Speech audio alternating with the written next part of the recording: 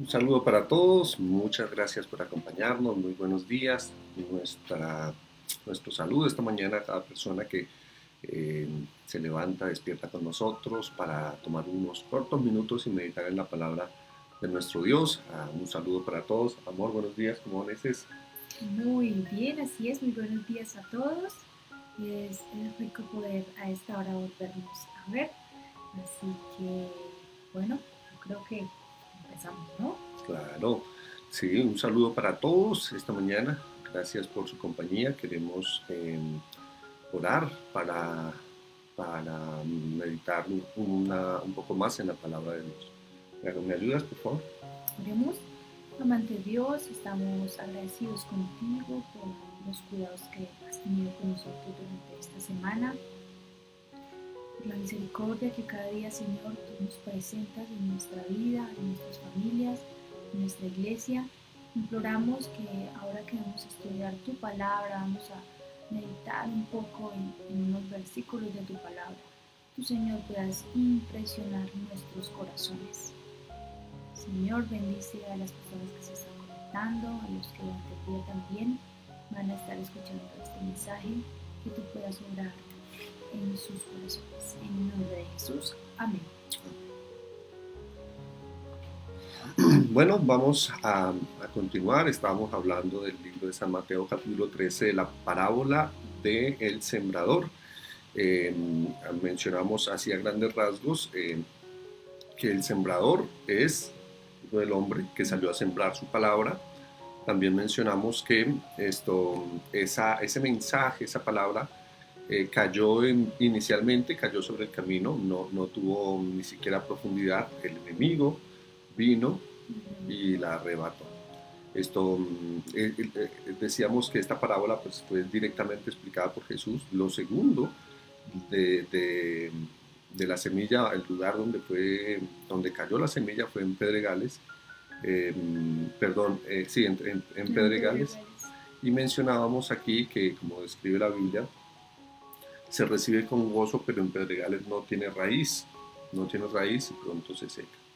Y bueno, vamos a continuar hoy y vamos a cerrar pues esta parábola. Quiero leer el capítulo 13 del libro de San Mateo a partir del verso 22.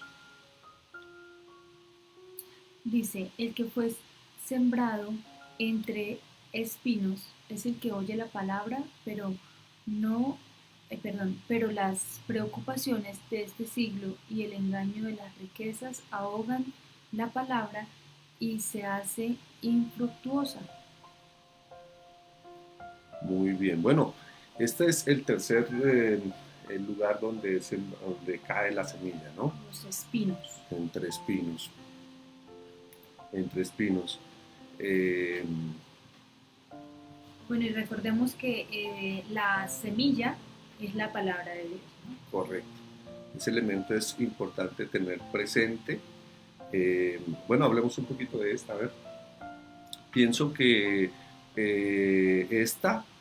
esta es la única Terrenos. de los terrenos donde Jesús explica qué elementos, específicamente qué elementos hacen que la semilla no dé el resultado que se espera. Entonces, retomando, dice, pero las preocupaciones de este siglo, las preocupaciones, retomando, dicen, y el engaño de las riquezas. Ahora, escrito por Marcos y por Lucas le agregan otro elemento que es importante y son los placeres de la vida. Los placeres de la vida, esto desde el concepto del mundo, ¿no? Los placeres, las demás concupiscencias, lo describe el otro evangelista.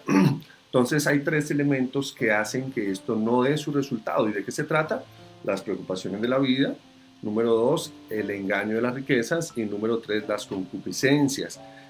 Pero, ¿qué se trata eso de las preocupaciones de este mundo? Bueno, efectivamente, todas las personas enfrentamos algún momento por situaciones complejas. Los pobres, por ejemplo, preocupados por el alimento tal vez, y ese tipo de preocupaciones puede que alejen de Jesús a una persona.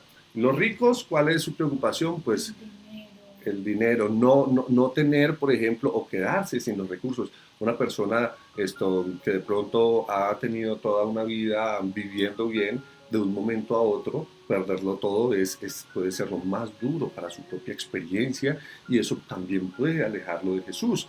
Entonces, las preocupaciones, según aquí, parece que tuviese, porque dice que el que fue sembrado entre espinos es el que oye la palabra, pero las preocupaciones de este siglo del engaño de las riquezas ahogan la palabra y se hace infructuosa, no produce. Aunque empieza como un proceso de la semilla empieza a crecer, pues las mismas espinas lo ahogan. Las espinas son específicamente aquí las preocupaciones del ser humano. Número dos, decíamos que entonces las riquezas ahogan la palabra. ¿A qué podremos nosotros referirnos precisamente con las riquezas? La seducción de las riquezas. Pues porque tristemente esto, muchos de los cristianos están más interesados en este mundo, en conseguir recursos, que en tener la propia riqueza espiritual. Recordemos que Jesús dijo, no hagáis tesoros en este mundo, donde la polilla y el orín corroen, sino hagamos tesoros en un lugar específico. ¿Dónde? Sí. Perfecto, así es, en el reino de los cielos. Ahí necesitamos hacer riquezas. Pero tristemente, esta semilla es ahogada por la seducción de las riquezas. Entonces, esas riquezas, en vez de despertar gratitud a Dios, ¿qué hacen?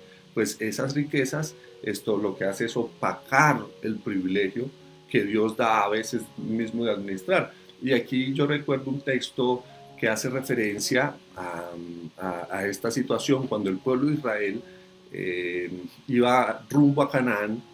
Antes de la muerte de Moisés les presenta un mensaje excepcional.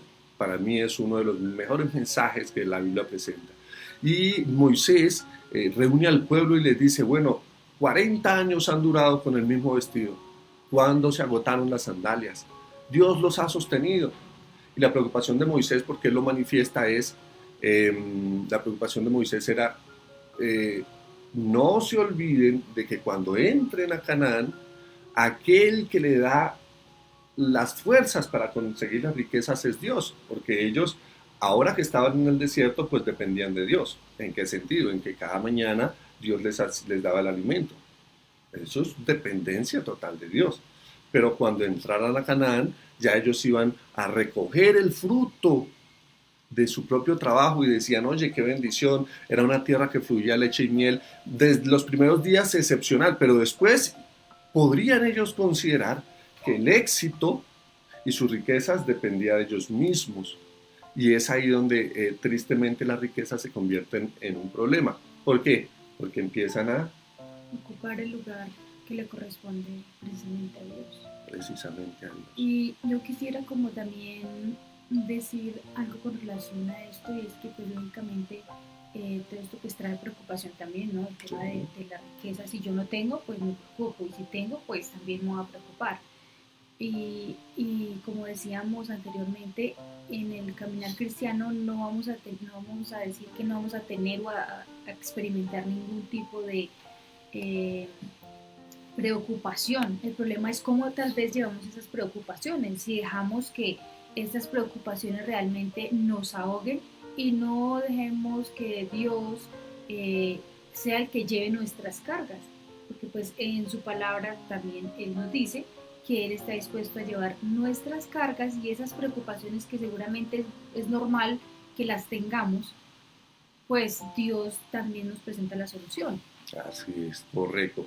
Bueno, quiero leer un párrafo en relación con el tema de las riquezas que me llama la atención. Dice, en vez de considerar las riquezas como un talento que debe ser empleado para la gloria de Dios y la elevación de la humanidad, las miran como un medio para servirse a sí mismos. Mira, lo que el enemigo quiere en relación con las riquezas, por ejemplo, los que recibimos un sueldo, lo que el enemigo quiere es colocarnos tantas cosas en las que nosotros tengamos que gastar nuestros recursos al punto que no quede precisamente para la expansión del evangelio. Porque el enemigo sabe que el recurso es indispensable para la predicación del Evangelio. Lo que la Iglesia Adventista ha logrado a través de la predicación del Evangelio, a través del uso de los diezmos y las ofrendas, es expandirse en el mundo entero.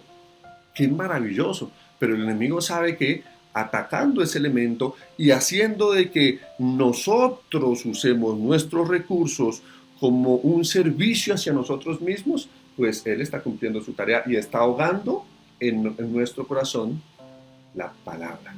Qué tremendo esto. Bueno, y finalmente, amor, en relación con esto, la Biblia dice que también los placeres de la vida, como lo describe la Nueva Versión Internacional, en el libro de Lucas, en el libro de Marcos. Ese es otro elemento que ahoga la palabra, los placeres de esta vida. Ahora, los placeres de la vida, nos estamos refiriendo a esos placeres que el mundo llama placeres, porque realmente si miramos los placeres de la vida desde el punto de vista personal es totalmente distinto a los placeres que el mundo llama placer. Entonces, todos los hábitos de complacencia debilitan las facultades físicas, anublan la mente, paralizan las percepciones espirituales y son deseos pecaminosos que batallan contra el alma. Entonces, todo eso que la misma palabra de Dios señala que atentan contra nuestra vida, contra nuestros buenos hábitos, decidir entonces salir de fiesta con los amigos, que tomar tiempo para buscar a Dios. Bueno, no, eso es un placer de la vida, pero realmente eso está atentando contra ahogar la palabra de Dios. Y esto no es un mensaje solo para los jóvenes, creo que esto es un mensaje para todos nosotros que a veces colocamos por encima de la palabra de Dios los placeres que este mundo puede ofrecer. Pero aquí me acuerdo un poco del relato del hermano Sansón, ¿no? ¿Qué hizo él? Pues a pesar de que tenía una misión, decidió darle prioridad a los placeres de su vida y terminó tristemente. Bueno, no podemos definir el propósito, se empezó a desviar, ¿no? Y tristemente pues vivió una experiencia amarga, muy amarga. Bueno, listo, déjenme, antes de que entremos a hablar un poquito en los minutos que nos quedan acerca de la buena tierra, es importante, amor, reconocer la preparación del suelo. La preparación del suelo. ¿Cuál es el suelo? No hemos dicho aquí cuál es el suelo. Hemos dicho quién es el sembrador, hemos dicho cuál es la semilla, pero no hemos dicho cuál es el suelo. ¿Y por qué? La Biblia señala si me ayudas a leer el 23, amor. El 23. 13:23, Mateo dice: pero el que fue sembrado en la buena tierra es el que oye y entiende la palabra, y da fruto, y produce a 100, a 70 y a 30 por uno. Ok, este es el lugar donde la semilla produce fruto, da. Esta es buena tierra, pero me llama la atención que leyendo encuentro que de estos 4 solo uno produce, pero se debe a la preparación del terreno. Junto al camino, pues nunca se había preparado un terreno para recibir una semilla. ¿A dónde más? Entre espinos, no, ese no era un lugar para que la semilla diese fruto, ¿no? Y la otra es que en medio de los pedregales, pues tampoco iba a producirse precisamente eso. Entonces es importante determinar el suelo. Ahora les decía, ¿y cuál es el suelo? Bueno, el suelo es nuestro corazón, porque la semilla es la palabra que debe llegar a nuestro corazón. ¿Y cómo preparamos el corazón para que realmente la semilla dé fruto? Es muy sencillo. Es sencillamente humillar nuestro corazón para que Cristo haga lo que Él necesita hacer, un proceso de transformación aquí. Y el terreno está preparado. Es que es el mismo sembrador, no solo quien siembra, sino quien prepara el terreno. Pero cuando nuestro terreno, cuando nuestro corazón no accedemos a que Dios haga y lo cambie y lo transforme, pues va a ser casi imposible de que produzca un fruto. La semilla produce fruto, porque la palabra de Dios produce fruto. Pero si nuestro corazón no está en condiciones, entonces no podremos nosotros tener el resultado. Eso es como el libre albedrío, ¿no? Que definitivamente nosotros dependen los resultados que Dios quiere hacer en nuestra vida, porque Dios no nos puede obligar a estar junto a Él, ni mucho menos nos puede obligar a compartir su evangelio con otros ni a experimentarlo. Es una decisión propia que debemos hacer. Correcto. Es verdad, hablando del terreno, es verdad que nosotros no podemos cambiar nuestro corazón, pero sí tenemos el poder de elegir, como dices tú, a quién, de elegir si Cristo nos cambia o no nos cambia. Ese sí es una decisión que nosotros podemos tomar y debemos tomar.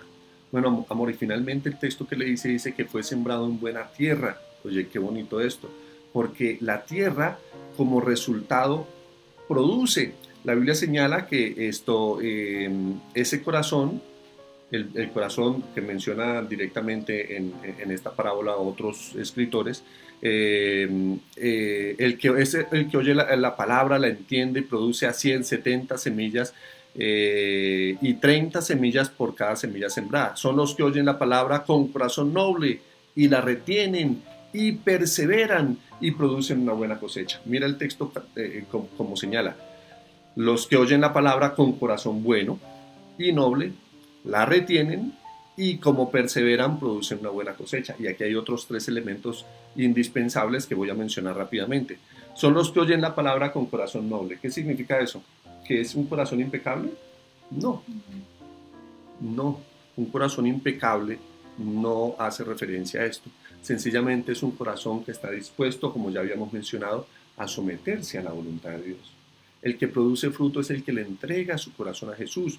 Número 2, dice, y la retienen, o sea que toman tiempo para hacer de la experiencia diaria del estudio de la palabra un estilo de vida. Por eso producen fruto. Es por eso elemental el estudio diario de las Escrituras. Y finalmente dice, y como perseveran, es que la perseverancia implica que tuvo que haber adversidades. Y en cada uno de los 3 lugares donde la semilla fue sembrada vinieron adversidades. Pero aquí dice la Biblia que perseveraron. ¿Qué palabra más bonita? Perseverar. Constancia. Correcto, es estar ahí en medio de las adversidades. Es confiar en Dios aunque no conozcamos las razones por las que está ocurriendo lo que ocurre. Perseverar implica seguir luchando, seguir trabajando. Al final se dará el resultado y el resultado es producir frutos. Los frutos. Pero es necesario luchar. Es necesario someter nuestros juicios a la voluntad de Dios. Es necesario seguir sus indicaciones. Es necesario seguir sus planes. ¿Cuánto quisiera yo?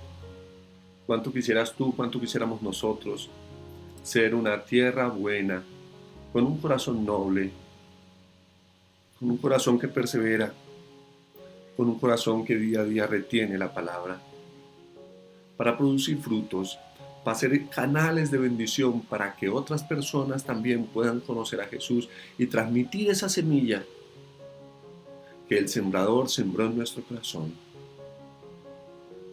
Es indispensable que nosotros día a día dispongamos de un corazón para que la semilla de Jesús sea sembrada, para que perseveremos en su palabra y para que día a día confiemos en su maravillosa bondad. Permítame cerrar con este texto. Dios ordena que llenemos la mente con pensamientos grandes y puros. Desea que meditemos en su amor y misericordia, que estudiemos su obra maravillosa en el gran plan de la redención. Entonces, nuestra percepción de la verdad será cada vez más clara y nuestro deseo de pureza de corazón y claridad de pensamiento será más elevado y más santo. Dios desea que llenemos nuestra mente con pensamientos puros. Y como resultado, tendremos una pureza de corazón. Y esto es nuestro. Nadie, Dios tal vez toca cada mañana nuestro corazón para decir, bueno, es momento de que nos encontremos.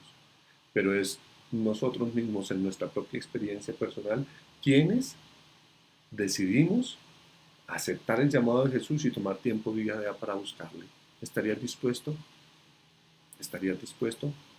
Vamos a orar. Si hay un corazón dispuesto esta mañana, ahí cierra tus ojos y hablemos con nuestro Dios.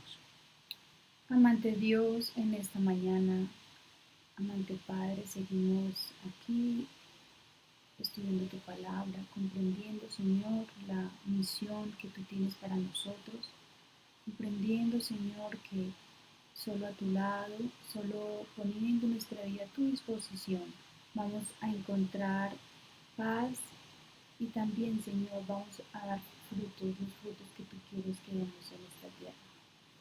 Ayúdanos, oh Dios, a poner nuestro corazón en tus manos cada día, cada mañana. Que podamos, oh Dios, disponer nuestra mente para que cada una de las enseñanzas que tú nos dejas en tu palabra la podamos hacer práctica. Ayúdanos a tener corazones puros para honrar y glorificar tu nombre. Ayúdanos, oh Dios, a ser buena tierra para dar frutos para tu honra y tu gloria. Bendice cada persona que se encuentra en esta mañana conectada, Señor, que está escuchando este mensaje para que hoy, Señor, sea un día de tomar decisiones para la vida eterna. Que sea un día lleno de bendiciones espirituales para que podamos, Señor, ser esa tierra fértil que tú deseas que todos seamos. Ayúdanos también, Señor, a llevar esa semilla, Señor, y esparcir este mensaje a nuestras familias, a nuestros hijos, Señor, a los más cercanos. Bendícenos, guárdanos en este día. Imploramos, Señor, que te quedes con nosotros por medio de tus santos ángeles y tu Espíritu Santo. En el nombre de Jesús. Amén.